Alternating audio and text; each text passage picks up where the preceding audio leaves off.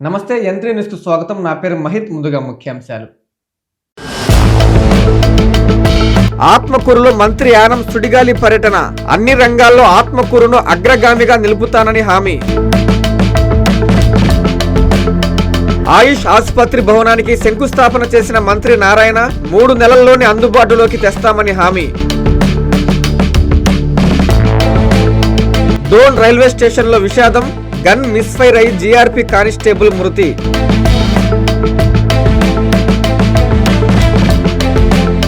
పుంగనూరులో దారుణం. మద్యం మత్తులో ఓ యువకుడిపై 4 దాడి. పోలీసులకు ఫిర్యాదు.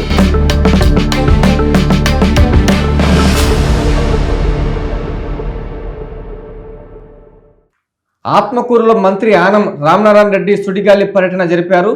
ప్రభుత్వ బాలికల గురుకుల పాఠశాలలో సరస్వతీదేవి విగ్రహాన్ని ఆయన ఆవిష్కరించారు. రథసప్తమి రోజున సరస్వతీదేవి విగ్రహాన్ని ఆవిష్కరించడం చాలా ఆనందంగా ఉందని ఆనం తెలిపారు. ఆత్మకూరు బీసీ గురుకుల పాఠశాల అభివృద్ధికి కృషి చేస్తున్నామని రాష్ట్ర దేవాదాయ శాఖ మంత్రి ఆనం రామనారాయణ రెడ్డి చెప్పారు. ఆదివారం ఆత్మకూరు ప్రభుత్వ బాలికల గురుకుల పాఠశాలలో సరస్వతీదేవి విగ్రహాన్ని మంత్రి ఆవిష్కరించారు. ఈ సందర్భంగా పాఠశాల అధ్యాపకులు, విద్యార్థులు, స్థానిక ప్రజాప్రతినిధులు మంత్రికి స్వాగతం పలికారు. ఈ సందర్భంగా మంత్రి ఆనం మాట్లాడుతూ రథసప్తమి పర్వదినాన విద్యార్థుల చదువుల తల్లైన సరస్వతీదేవి విగ్రహాన్ని ఆవిష్కరించడం ఎంతో ఆనందంగా ఉందని తెలిపారు. విగ్రహ మండప నిర్మాణానికి ఆర్థిక సహకారం అందించిన దాత కంచి పరమేశ్వర్రెడ్డిని, అలాగే గురుకుల పాఠశాల అధ్యాపకులను మంత్రి అభినందించారు.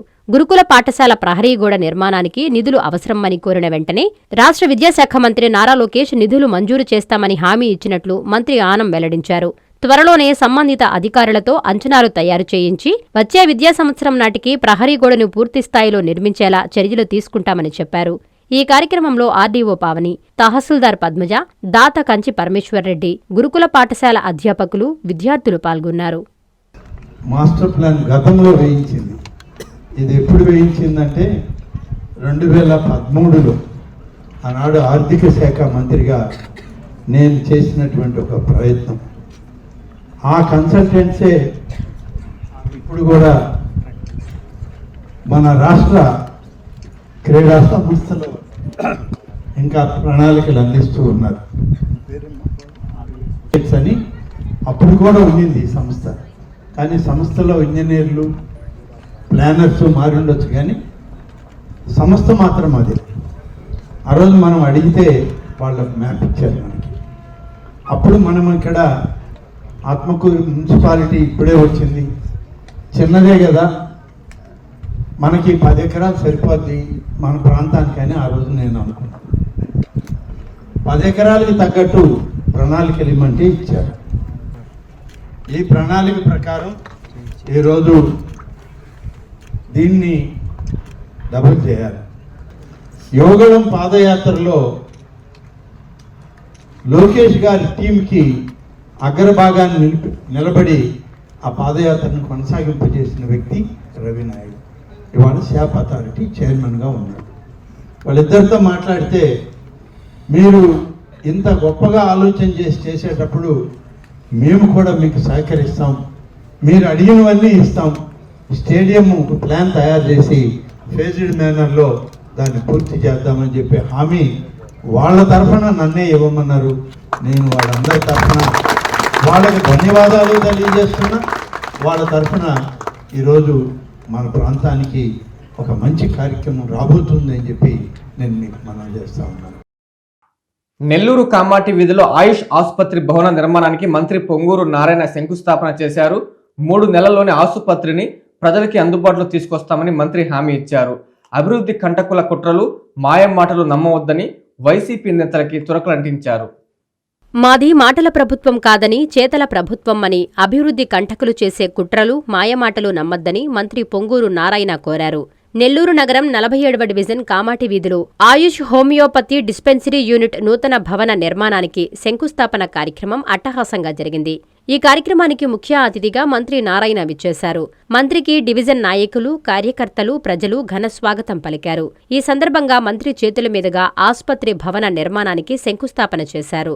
అనంతరం మంత్రి నారాయణ మీడియాతో మాట్లాడుతూ 30 లక్షల రూపాయల అంచనాతో ఆయుష్ హోమియోపతి డిస్పెన్సరీ యూనిట్ భవన పనులు ప్రారంభించడం జరిగిందన్నారు. రేకుల షెడ్డు ఉరుస్తుండటంతో జూబ్లీ ఆసుపత్రికి ఆయుష్ ని మార్చామన్నారు.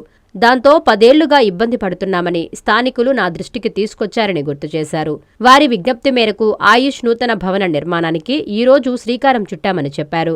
3 నెలల్లో ఆయుష్ హోమియోపతి వైద్యాన్ని ఇక్కడకు మార్చి మీ కోరిక నెరవేరుస్తామని హామీ ఇచ్చారు. ఇన్ఛార్జి మేయర్ రూప్ కుమార్ యాదవ్ మాట్లాడుతూ సమస్య చెబితే వెంటనే స్పందించే గొప్ప నాయకులు మంత్రి నారాయణ అని చెప్పారు. 47వ డివిజన్ వాసుల విజ్ఞప్తితో 10 ఏళ్ల సమస్యను పరిష్కరించామన్నారు. ఆయుష్ భవన నిర్మాణాన్ని 3 నెలల్లో పూర్తి చెయ్యమని ఆదేశించారన్నారు. ఈ ఆసుపత్రి ఈ ప్రాంత పేదలకు ఎంతో ఉపయోగకరంగా ఉంటుందని పేర్కొన్నారు. ఈ కార్యక్రమంలో డివిజన్, టీడీపీ ముఖ్య నేతలు, కార్యకర్తలు పాల్గొన్నారు.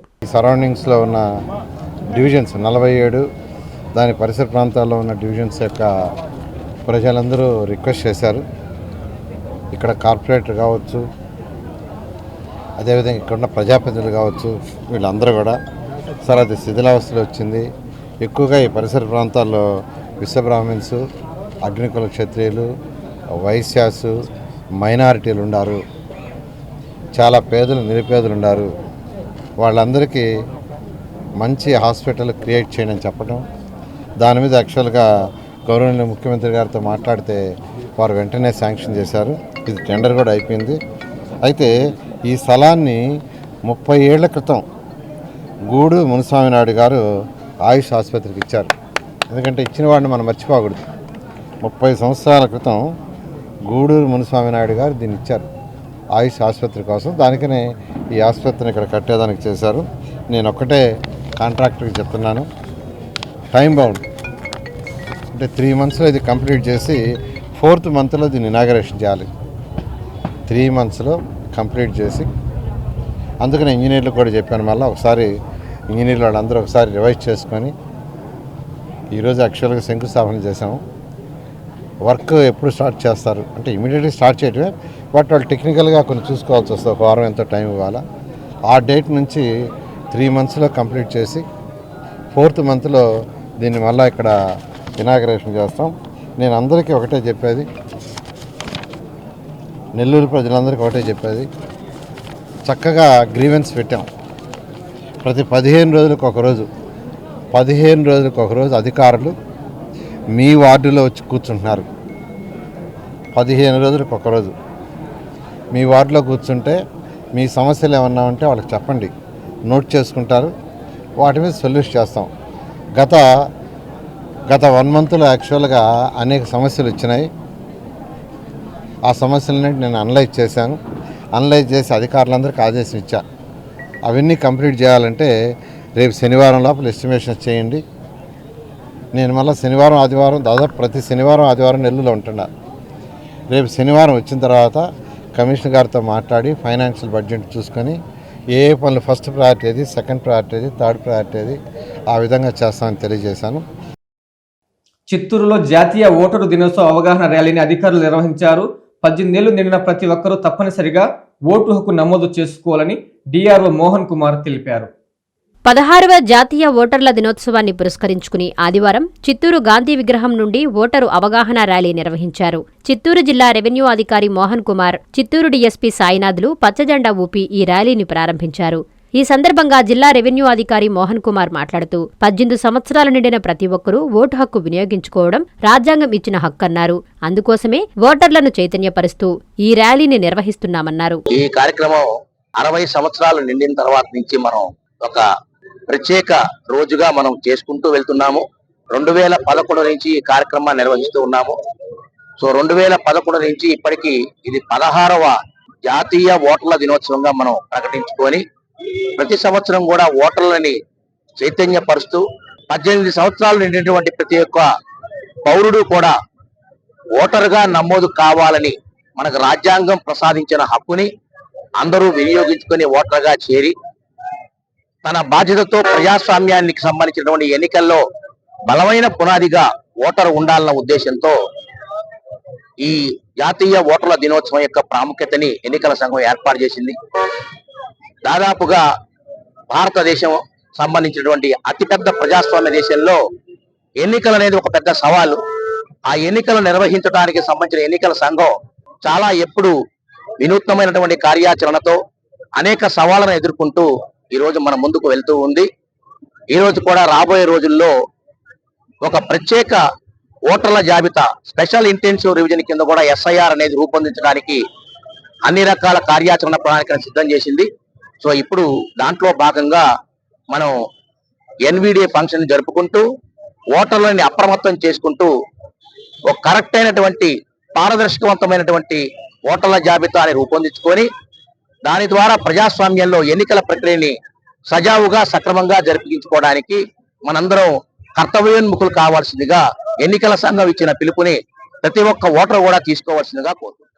నెల్లూరు రూరల్ నియోజకవర్గంలోని 26 మంది లబ్ధిదారులకి 11 లక్షల CMRF చెక్కులను టీడీపీ నేత కోటంరెడ్డి గిరిధర్రెడ్డి పంపిణీ చేశారు. సీఎం సహాయ నిధి పేదలకు ఓ వరం లాంటిదని ఆయన చెప్పారు. పేదల సంక్షేమానికి సీఎం చంద్రబాబు నాయుడు అత్యధిక ప్రాధాన్యతను ఇస్తున్నారని టీడీపీ నేత కోటంరెడ్డి గిరిధర్రెడ్డి తెలిపారు. నెల్లూరు రూరల్ ఎమ్మెల్యే కార్యాలయంలో 26 మంది లబ్ధిదారులకు 11 లక్షల రూపాయల ముఖ్యమంత్రి సహాయ నిధి చెక్కులను ఆయన అందజేశారు. ముఖ్యమంత్రి సహాయ నిధి పేదల పాలిట సంజీవిని అని, పేదల ప్రాణరక్షణకు ముఖ్యమంత్రి సహాయ నిధి అండగా నిలుస్తోందని కోటంరెడ్డి చెప్పారు. నెల్లూరు రూరల్ నియోజకవర్గంలో ఇప్పటివరకు 405 మందికి 3,88 లక్షల రూపాయల చెక్కును అందజేశామని తెలిపారు. మాట మీద నిలబడే ప్రభుత్వం మాదని, ఎన్నికల్లో కూటమి ఇచ్చిన హామీలన్నీ నెరవేరుస్తున్నామని ఆయన పేర్కొన్నారు. అనంతరం టీడీపీ నేత సాబిర్ ఖాన్ మీడియాతో మాట్లాడారు. ఈ కార్యక్రమంలో క్లస్టర్ ఇన్ఛార్జీలు, క్లో క్లస్టర్ ఇన్ఛార్జీలు, కార్పొరేటర్లు, డివిజన్ అధ్యక్షులు, టీడీపీ నాయకులు తదితరులు పాల్గొన్నారు. గౌరవ శాసనసభ్యులు కోటంరెడ్డి సీతారెడ్డి గారి నాయకత్వంలో, అలాగే రాష్ట్ర తెలుగుదేశం పార్టీ నాయకులు కోటంరెడ్డి గిరిధర్రెడ్డి గారి నాయకత్వంలో ఈరోజు నెల్లూరు రూరల్ నియోజకవర్గంలో ఉన్నటువంటి ఏదైతే హాస్పిటళ్లకు వారి యొక్క హెల్త్ బాగలేక హాస్పిటల్లో ఖర్చు పెట్టినటువంటి డబ్బులు మన వైట్ కార్డు ఉన్నా కూడా ముఖ్యమంత్రి సహాయ నిధి కింద వాళ్ళకు చేసినటువంటి ఖర్చుల నిమిత్తం ముఖ్యమంత్రి సహాయ నిధికి పంపించడం జరిగింది. అయితే అత్యంత నిరుపేదలుగా ఉండి ఏదైనా ఆరోగ్యశ్రీ రానటువంటి వాళ్ళు ఏదైనా ఉన్నా ప్రత్యేకంగా ముఖ్యమంత్రి సహాయ నిధి ఒకటి ఉంది కాబట్టి ప్రతి కుటుంబానికి ఒక పెద్ద కొడుకుగా వారి బాధలు తన బాధలుగా, ఏదైతే ఆరోగ్యపరమైన పరిస్థితుల్లో నిరుపేదలుగా ఉన్నటువంటి వాళ్ళు చేసేటువంటి కష్టాలని గుర్తించి వాళ్ళు అప్పులు చేసుకుని వాళ్ళ ఆరోగ్యం బాగు చేసుకొని ఖర్చు పెట్టినటువంటి డబ్బులు ఏదైతే ఉన్నాయో ఆరోగ్యశ్రీ వర్తింపు చేయనప్పటికీ వాళ్ళు ఖర్చు పెట్టినటువంటి డబ్బులన్నింటినీ ముఖ్యమంత్రి సహాయ నిధి కింద చంద్రబాబు నాయుడు గతంలో కూడా చేయడం జరిగింది. ఇప్పుడు కూడా దాదాపు పెట్టిన ప్రతి ఒక్క బిల్లు కూడా పాస్ చేయటం రావడం జరిగింది. అయితే ప్రత్యేకంగా ఈరోజు 25వ తేదీ 26 డివిజన్లకు సంబంధించి 10,86,117 రూపాయలు ఈరోజు ముఖ్యమంత్రి సహాయ నిధి కింద చెక్కులు పంపిణీ చేయడం జరిగింది. నెల్లూరు రూరల్ నియోజకవర్గ శాసనసభ్యులు కోటంరెడ్డి గారి నాయకత్వంలో ఈరోజు కోటంరెడ్డి గిరిధర్రెడ్డి గారి చేతుల మీదుగా ఈ యొక్క ముఖ్యమంత్రి సహాయ నిధి చెక్కులు ఇవ్వడం జరిగింది. అయితే కూటమి ప్రభుత్వం అంటే అభివృద్ధి, సంక్షేమం. చంద్రబాబు నాయుడు గారు అంటే అభివృద్ధి, సంక్షేమం. నెల్లూరు రూరల్ శాసనసభ్యులు కోటంరెడ్డి సీతారెడ్డి గారు అంటే అభివృద్ధి, సంక్షేమం. ఈ యొక్క ప్రజల యొక్క నెల్లూరు రూరల్ నియోజకవర్గ ప్రజలు కానివ్వండి, రాష్ట్ర వ్యాప్తంగా ఓట్లేసి కూటమి ప్రభుత్వం ఇంత పెద్ద మ్యాండేట్ ఇచ్చిన ప్రజలకు అనునిత్యం మేము అందుబాటులో ఉండాలా, వాళ్ళకి మా వంతు సహకారం అందియాలా, ఇచ్చినటువంటి హామీల్ని పూర్తి చేయాలా, అలాగే బాగలేనటువంటి హెల్త్ పరంగా బాగలేనటువంటి వాళ్ళని కూడా మేము సహకారం ఉండాలి అని చెప్పేసి ముఖ్యమంత్రి నారా చంద్రబాబు నాయుడు గారు ఇచ్చినటువంటి సహకారం, రూరల్ శాసనసభ్యులు గారి యొక్క సహకారం ఈ యొక్క ప్రజలకు న్యాయం జరుగుతూ ఉంది. కాబట్టి ఎప్పుడు కూడా ప్రజల పక్షాన ఉండేటువంటి ప్రభుత్వం కూటమి ప్రభుత్వం, నారా చంద్రబాబు నాయుడు గారు, అలాగే ప్రజలతో నిత్యం మమేకమైనటువంటి నాయకులు కోటంరెడ్డి సీతారెడ్డి గారు, మరి గిరిధర్రెడ్డి గారు అని చెప్పి తెలియపరుస్తూ మరొకసారి నెల్లూరు రూరల్ నియోజకవర్గ పక్షాన, నెల్లూరు రూరల్ నియోజకవర్గ ప్రజల పక్షాన ముఖ్యమంత్రి నారా చంద్రబాబు నాయుడు గారికి ఈ యొక్క ముఖ్యమంత్రి సహాయ నిధి ఇచ్చినటువంటి చెక్కులకు ప్రత్యేక ధన్యవాదాలు తెలియపరుస్తా ఉన్నాను. జీఆర్పీ కానిస్టేబుల్ గన్ మిస్ఫైర్ అయి మృతి చెందిన విషాద ఘటన డోన్ రైల్వే స్టేషన్లో చోటు చేసుకుంది. దీంతో రైల్వే స్టేషన్లో ఒక్కసారిగా గందరగోళ పరిస్థితి నెలకొంది. ఘటనపై అన్ని కోణాల్లో విచారిస్తామని అధికారులు తెలిపారు. నంద్యాల జిల్లా డోన్ రైల్వే స్టేషన్లో ఆదివారం ఉదయం విషాద ఘటన చోటు చేసుకుంది. విధి నిర్వహణలో ఉన్న జీఆర్పీ కానిస్టేబుల్ పెద్దయ్య గన్ మిస్ఫైర్ కావడంతో పెద్దయ్య అక్కడికక్కడే మృతి చెందాడు. ఈ సంఘటన స్టేషన్లో కలకలం రేపింది. గన్ మిస్ఫైర్ ఎలా జరిగిందనేది పోలీసులు అన్ని కోణాల్లో విచారిస్తున్నామని రైల్వే అధికారులు తెలిపారు. ఘటన జరిగిన సమయంలో రైల్వే స్టేషన్లో ఏం జరిగిందో అర్థం కాక కొద్దిసేపు గందరగోళ పరిస్థితి నెలకొంది. ద్రోణాచలం జీఆర్పీ ఓపీలో అనుకోని సంఘటన ఒకటి చోటు చేసుకున్నది. పి పెద్దయ్య ఈ జీఆర్పీలో ఏఆర్ కానిస్టేబుల్గా పనిచేస్తున్నారు. ఈయన 1995 సంవత్సరం ఏపీఎస్పీ కానిస్టేబుల్. 1995 సంవత్సరంలో చేరిన తర్వాత 2017లో ఏపీఎస్ నుంచి ఏఆర్కి కన్వర్షన్ రావడం జరిగింది.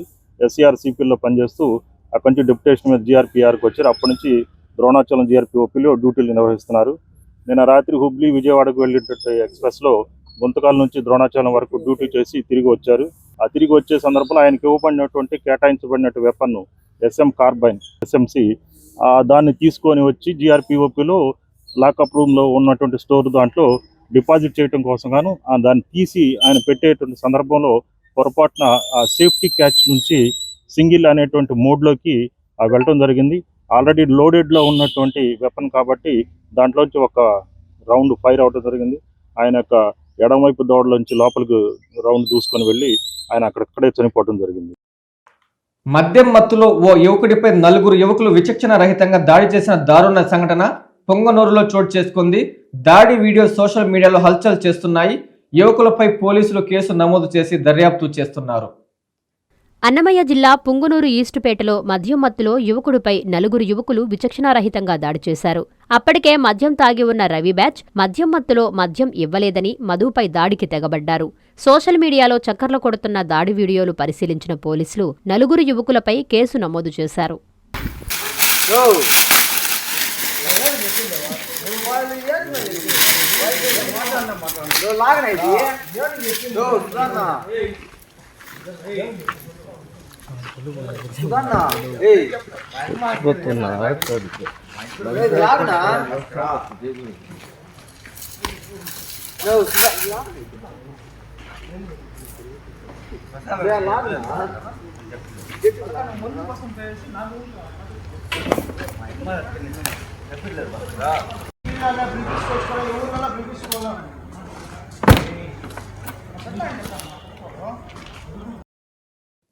డేవిస్పేటలోని పొలాల్లో కొందరు దుండగులు చోరీకి పాల్పడ్డారు.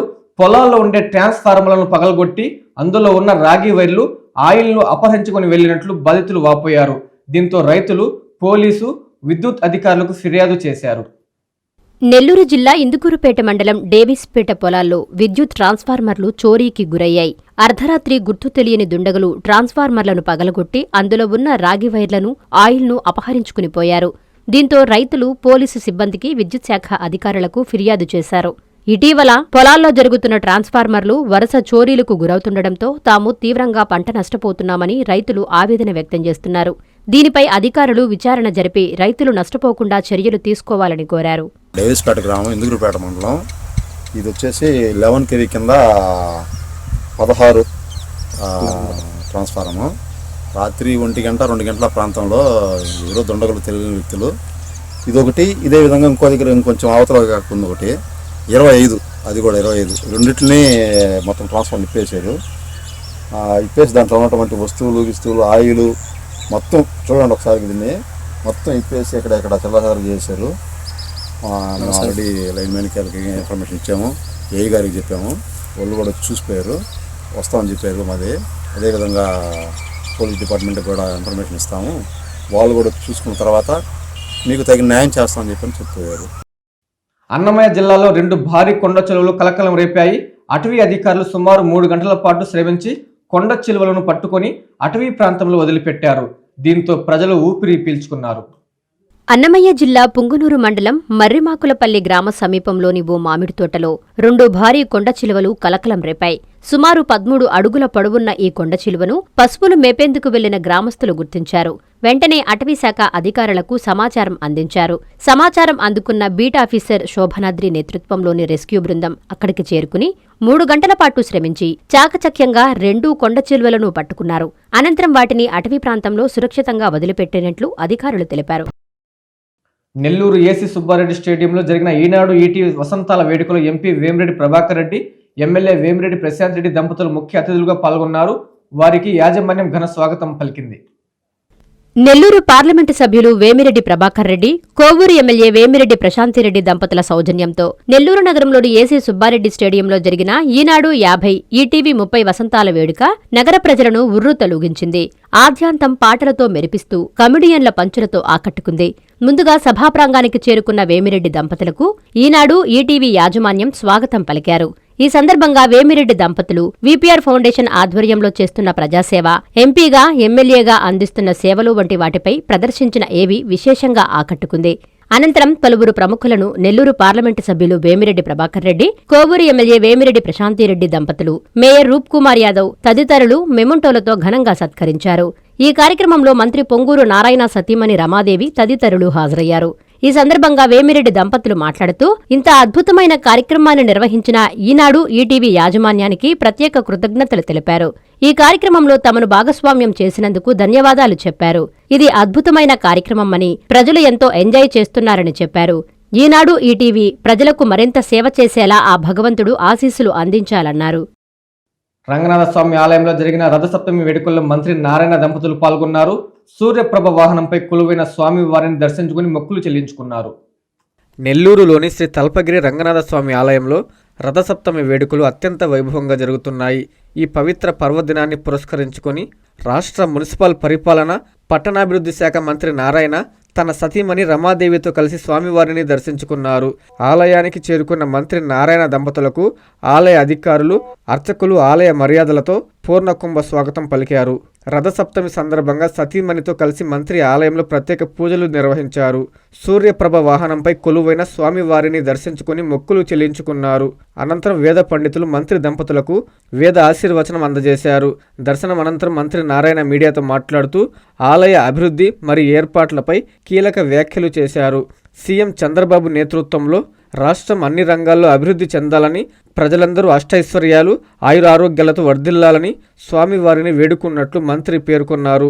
ఈ కార్యక్రమంలో రాష్ట్ర warehousing corporation director Kapira Srinivasulu, incharge mayor Roop Kumar Yadav, మాజీ మున్సిపల్ చైర్పర్సన్ తాలపాక అనురాధ, మాజీ జెడ్పీటీసీ విజేతారెడ్డి, నగర అధ్యక్షుడు మామిడాల మధు, కపిర రేవతి, ప్రెసిడెంట్ సిద్ధయ్య, లెక్కల వెంకారెడ్డి, ఆలయ ఈవో శ్రీనివాసులు రెడ్డి, స్థానిక టీడీపీ ముఖ్య నేతలు, నాయకులు తదితరులు పాల్గొన్నారు. ఈరోజు రథసప్తమి 2018లో మంత్రిగా ఉన్నప్పుడే ఆ రోజే 7 వాహనాస్ ఆ యొక్క ఏర్పాటు చేయడం జరిగింది.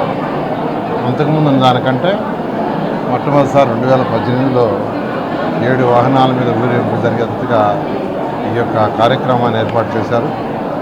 ఈరోజు దాదాపు 50,000 మంది పైగా భక్తులు వస్తారని యాక్చువల్గా అధికారుల ఎస్టిమేషను. దాదాపు 4,000 మందికి యాక్చువల్గా ప్రసాదాలు కూడా ఏర్పాటు చేశారు. 4,000 మందికి. ఈ టెంపుల్ని ఇంకా కొంత రెనోవేట్ చేయాల్సింది. దాని మీద కూడా ఎండోమెంట్ మంత్రి గారితో కూడా మాట్లాడుతున్నాము. అదేవిధంగా 14-19లో ఉన్నప్పుడు ఘాటుని పెద్ద చేయాలని ఆ రోజు టెండర్ పిలిచి ఒక ఏజెన్సీకి ఇవ్వటం, అందులో 90% వర్క్ అయిపోయింది, ఒక 10% ఆగిపోయింది.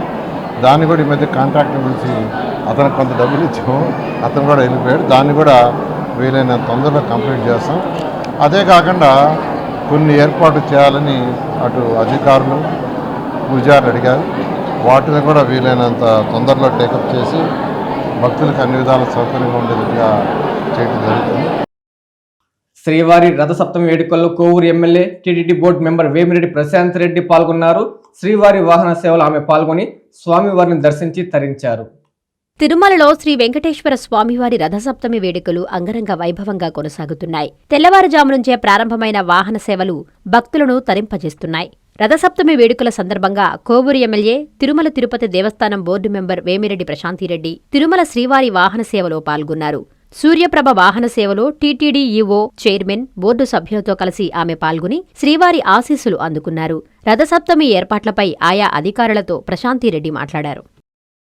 రాపూర్లోని శ్రీ పెనుసుల లక్ష్మీ నరసింహస్వామి క్షేత్రంలో రథసప్తమి వేడుకలు కన్నుల పండుగగా జరిగాయి. 7 వాహనాలపై కొలువుదీరిన స్వామి అమ్మవార్లను భక్తులు దర్శించి తరించారు. గోవింద నరసింహ భక్తుల నామస్మరణలతో క్షేత్రం మారుమోగిపోయింది. రథసప్తమి పర్వదినాన్ని పురస్కరించుకుని రాపూరు మండలంలోని ప్రసిద్ధ శ్రీ పెనుసుల లక్ష్మీ నరసింహస్వామి క్షేత్రంలో వేడుకలు అంగరంగ వైభవంగా నిర్వహించబడ్డాయి. ఈ సందర్భంగా స్వామివారు 7 వాహనాలపైన కొలువుదీరి భక్తులకు దివ్యదర్శన భాగ్యం కల్పించారు. శౌర్యం, పరాక్రమం, ధర్మ పరిరక్షణకు ప్రతీకగా నిలిచే సింహవాహనంపై శ్రీ లక్ష్మీ నరసింహస్వామి దివ్యమంగళ రూపంతో భక్తులకు కనువిందు చేశారు. దివ్యమైన పుష్పాలంకరణతో, విద్యుత్ దీపాలతో అలంకరించిన సింహవాహనం భక్తులను విశేషంగా ఆకట్టుకుంది. వేద మంత్రోచ్చరణలు, మంగళ వాయిద్యాల మధ్య స్వామివారి ఊరేగింపు భక్తి శ్రద్ధలతో సాగింది. రథసప్తమి ఉత్సవాల్లో భాగంగా ఆలయ ప్రాంగణంలో పలు ఆధ్యాత్మిక, సాంస్కృతిక కార్యక్రమాలు నిర్వహించగా భక్తి గీతాలు, నృత్య ప్రదర్శనలు, హరికథలు భక్తులను విశేషంగా అలరించాయి. ఈ కార్యక్రమాలు ఉత్సవ వాతావరణానికి మరింత కళను చేకూర్చాయి. భక్తుల సౌకర్యార్థం ఆలయ అధికారులు ప్రత్యేక ఏర్పాట్లు చేశారు. ఈ వేడుకల్లో ఆలయ ఈవో, సిబ్బంది, గ్రామ పెద్దలు, స్వామివారి సేవకులు పాల్గొని ఉత్సవాలను విజయవంతంగా నిర్వహించారు.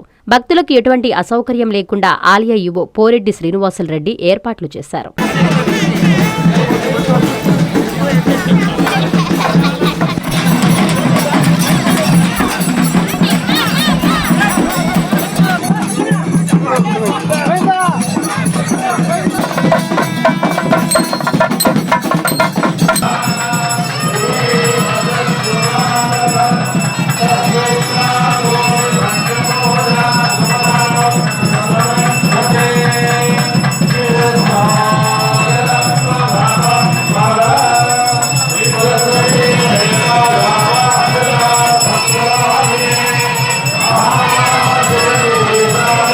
నాగమంబాపురంలో శ్రీ హజరత్ ఖాదర్ వలీ సాహెబ్ దర్గా గంధ మహోత్సవం ఘనంగా జరిగింది. భక్తులు విశేషంగా పాల్గొని స్వామివారిని దర్శించి ప్రత్యేక ప్రార్థనలు చేశారు. ఉత్సవంలో గుర్రాల డ్యాన్స్ ప్రత్యేక ఆకర్షణగా నిలిచింది. బుచ్చిరెడ్డిపాలెం మండలం నాగమాంబపురంలో మత సామరస్యాలకు ప్రతీకగా నిలిచిన శ్రీ హజరత్ ఖాదర్ వలీ సాహెబ్ దర్గా గంధోత్సవం శనివారం రాత్రి ఘనంగా కొనసాగింది. దర్గా నుండి మత పెద్దల ప్రత్యేక ప్రార్థనల అనంతరం గ్రామ పురవీధుల గుండా గంధోత్సవం నిర్వహించారు. బాజా భజంత్రీల మధ్య యువకుల నృత్యాలు, బాణాసంచా కాల్చుతూ భక్తి శ్రద్ధలతో గంధోత్సవాన్ని ఊరేగింపుగా ఆదివారం ఉదయం ఖాదర్ వలీషా దర్గాకు ఫకీరుల గాణా భజనలతో చేర్చారు. దర్గా వద్ద ముస్లిం మత పెద్దలు, గ్రామస్తులు గ్రామోత్సవం చాదర్ సమర్పించి ప్రత్యేక ప్రార్థనలు నిర్వహించారు. ప్రదర్శనగా తెచ్చిన స్వామివారి గంధం, తాంబూలాల కోసం భక్తులు భారీ సంఖ్యలో వచ్చారు. దర్గాను విద్యుత్ దీపాలతో చక్కగా అలంకరించారు. కమిటీ సభ్యులు ఖాజావలి, షారుఖ్ ఖాన్, మున్నా, జలీల్, గ్రామస్తులు కార్యక్రమాన్ని విజయవంతం చేశారు. వార్తలు ముగించే ముందు ముఖ్యాంశాలు మరోసారి. ఆత్మకూరులో మంత్రి యానం సుడిగాలి పర్యటన, అన్ని రంగాల్లో ఆత్మకూరును అగ్రగామిగా నిలుపుతానని హామీ. ఆయుష్ ఆసుపత్రి భవనానికి శంకుస్థాపన చేసిన మంత్రి నారాయణ 3 నెలల్లోనే అందుబాటులోకి తెస్తామని హామీ. డోన్ రైల్వే స్టేషన్లో విషాదం, గన్ మిస్ఫైర్ అయి జీఆర్పీ కానిస్టేబుల్ మృతి.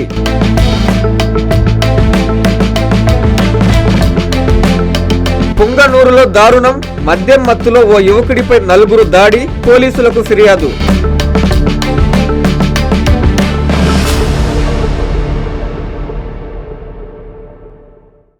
ఇవి బులెటిన్ల వార్తలు. చూస్తూనే ఉండండి N3 టీవీ.